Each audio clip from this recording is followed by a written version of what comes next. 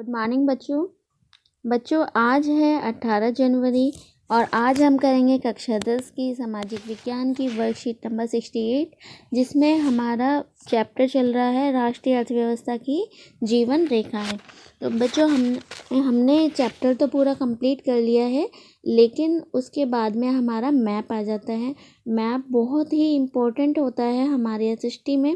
ये बहुत कम समय लेता है, लेकिन इसमें हम ज़्यादा जान सकते हैं और इसमें हम पूरे नंबर भी ले सकते हैं। ठीक है, तो चलिए बच्चों स्टार्ट करते हैं अपना मैप।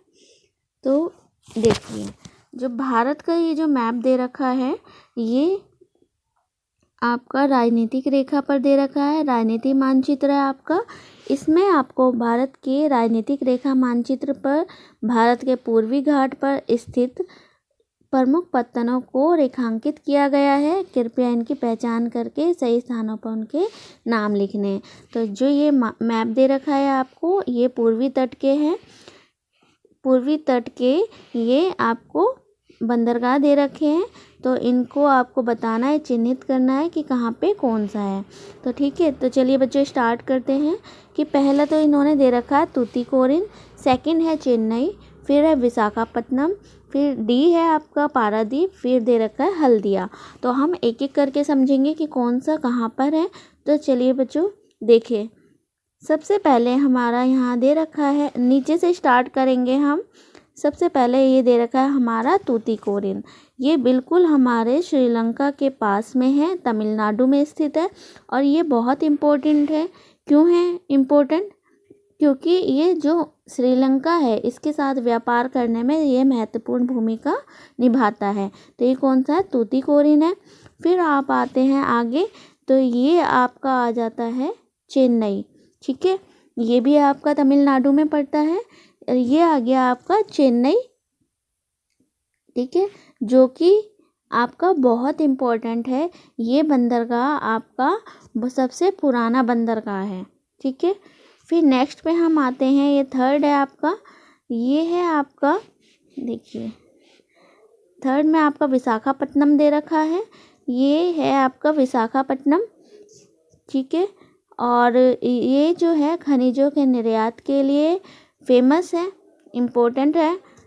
और फिर इसके बाद में हम नेक्स्ट पे आते हैं, यहाँ पे हमारा आ जाता है पारादीप। ये हमारा उड़ीसा में आता है और ये भी हमारा खनिजों के निर्यात के लिए जाना जाता है।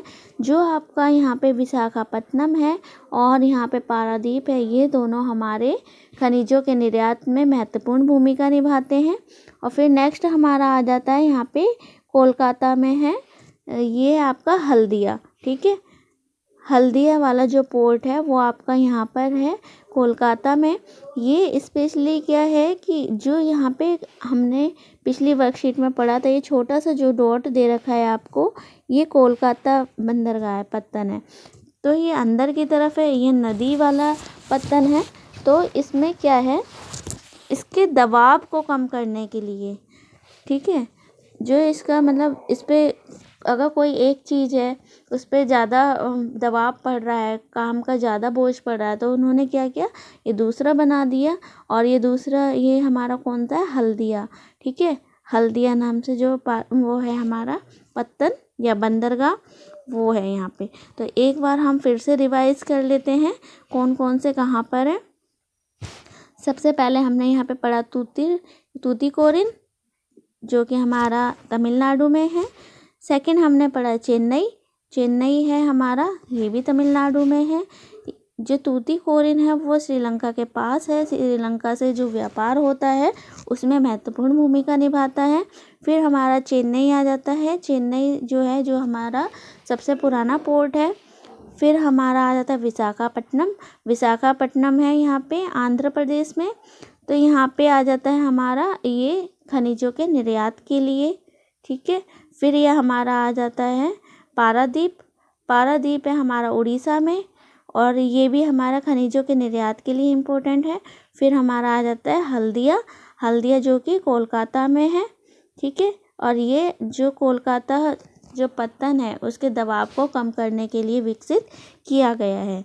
तो बच्चों ये थी हमारी वर्कशीट। आई होप कि आपको वीडियो पसंद आई होगी। आपको अगर समझ आ रहा है तो आप हमारे चैनल को लाइक शेयर सब्सक्राइब कर सकते हैं। यदि आपको कुछ समझ नहीं आता है तो आप हमें कमेंट बॉक्स में कमेंट करके पूछ सकते हैं। और बच्चों आपको वीडियो देखने के लिए धन्यवाद।